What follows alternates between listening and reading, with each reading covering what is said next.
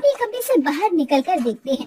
तभी उन्हें सामने जुगनू नजर आती है और वो उसे देखकर बोलते हैं। अरे नागरानी जुगनू, आप इतनी रात में यहाँ क्या कर रही हो? जुगनू नागराज को देखकर डर जाती है और जल्दबाजी में हड़बड़ा कर बोलती है। वो मुझे नींद नहीं आ रही थी, इसीलिए बगीचे में थोड़ा चांद तारों को देख रही थी, लेकिन हमारा चांद यानी कि आप हमें खुद देखने यहाँ तक आ गए। हमने ये कभी सोचा तक नहीं था। क्या बात है, आप बहुत खुश नजर आ रही हैं, लेकिन हमें तो बहुत बेचैनी महसूस हो रही है। ना जाने क्यों, मैं सर्पिनी को देखना चाहता हूँ। मेरा मन मान नहीं रहा है। जब तक मैं उन्हें देख न लूं, तब तक मुझे चैन नहीं मिलेगा। एक शाम नागराज अपने बगीचे से थोड़ा दूर घूमने के लिए निकलते हैं। तभी उनकी नजर एक सर्पनी नाम की नागिन पर पड़ती है, जो किसी बूढ़े नाग देवता की मदद कर रही थी। नागराज वहां जाकर एक पेड़ के पीछे से सर्पनी और नाग देवता को देख रहे थे। नाग देवता बहुत घायल हालत में थे। सर्पनी अपनी जादुई शक्तियों से नाग देवता को ठीक करने की पूरी कोशिश कर रही थी और आखिर में सर्पनी उन्हें ठीक करने में सफल हो जाती है। ये सब देखकर नागराज बहुत खुश होते हैं और उनके सामने आकर बोलते हैं। नाग देवता को मेरा प्रणाम। तुम कौन हो? मैं नागलोक का राजा हूँ नाग देवता। इतना सुनकर सर्पनी नागराज से बोलती है। मेरा नाम सर्पनी है नागराज, क्या आप मेरी एक मदद कर सकते हैं? बोलो सर्पिनी। नागराज, मैं नाग देवता की अंग रक्षक हूँ, इसीलिए मुझे नाग देवता को एक सुरक्षित जगह पर ले जाना होगा। क्या आप मेरी मदद कर सकते हैं? तो इसमें क्या परेशानी है आपको? आप हमारे नाग महल में रहिए, वहाँ आपको सारी सुविधाएं मिल जाएंगी, जिससे नाग देवता को भी किसी तरह से कोई दिक्कत नहीं होगी। ठीक है, आप हमारे ठहरने का इंतजाम करवा दीजिए।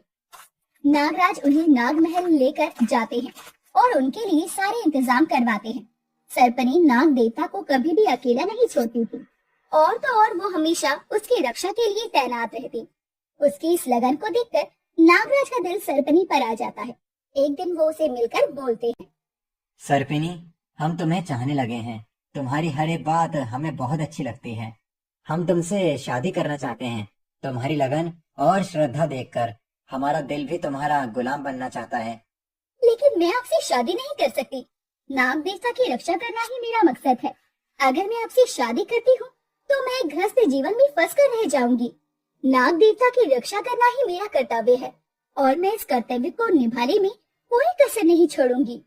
नाग देवता सर्पनी की बातें सुनकर बोलते हैं।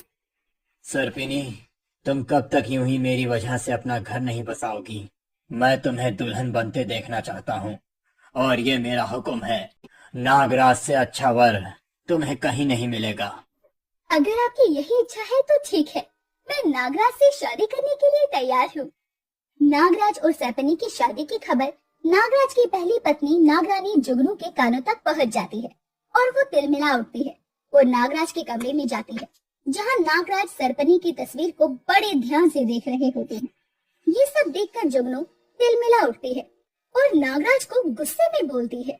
ये मैं क्या सुन रही हूँ नागराज? मेरे होते हुए आप उस सर्पनी से शादी करना चाहते हो? क्या ये बात सच है? आखिर मेरे प्यार में क्या कमी रह गई थी?